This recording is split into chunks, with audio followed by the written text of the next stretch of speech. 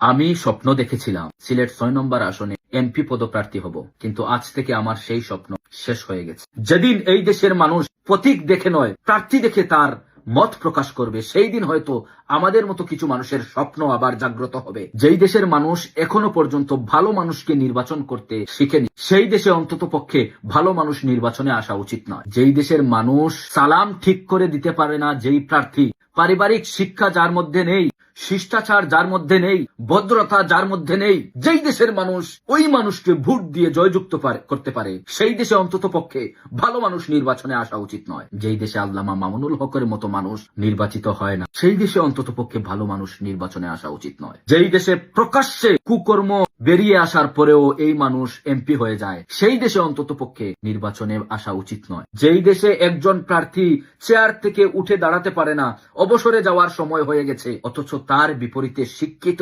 বিচক্ষণ একজন মানুষ পরাজয় বরণ করে, সেই দেশে ভালো মানুষ নির্বাচনে আসা মানায় না। যেই দেশের মানুষ ৫০০ টাকায় বিক্রি হয়ে ৫ বছরের জন্য কষ্ট ভোগ করতে রাজি হয়ে যেতে পারে, সেই দেশে অন্তত পক্ষে ভালো মানুষ নির্বাচনে আসা উচিত নয়। এই দেশের মানুষ ভালো মানুষকে ভোট দেওয়া ভুলে গিয়েছে। তারেক রহমান সাহেবকে আমরা স্বাগত জানাচ্ছি, আমাদের নেতা। আমি পূর্বের অনেক ভিডিওতে তারেক রহমান সাহেবের অনেক প্রশংসা করেছিলাম। আমরা জানতাম তারেক রহমান সাহেব প্রধানমন্ত্রী হবেন, দেশের নায়ক হবেন। কিন্তু দুঃখের বিষয় হচ্ছে কিছু কিছু আসনে এমন কিছু প্রার্থীরা জয়যুক্ত হয়েছে, যে প্রার্থী জয়যুক্ত হয়েছে সে নিজেও জানতো না সে বিজয়ী হবে। এদেশের মানুষ প্রতীক দেখে ভোট দেয়, প্রার্থী দেখে ভোট দেয় না। যেদিন প্রার্থী দেখে এদেশের মানুষ ভোট দেবে, ৫০০-১,০০০ টাকার কাছে বিক্রি হবে না, সেই দিন এই দেশের মানুষের কাছে ভালো মানুষরা আসবে। শিশির মনিরের সাথে যারা এই আচরণ করেছে, আল্লামা মামুনুল হকের সাথে যারা এই আচরণ করেছে, অন্তত পক্ষে ভালো মানুষ নির্বাচনে আসা উচিত নয়। এদেশের মানুষ নির্বাচনের আগের দিন ৫০০ টাকায় বিক্রি হয়ে ভোট দিবে, আর ৫ বছর কষ্ট করবে, রাস্তাঘাট উন্নয়নের কোনো নাম ও নিশান পাবে না। তাদের এটা রক্তের সাথে মিলে গেছে।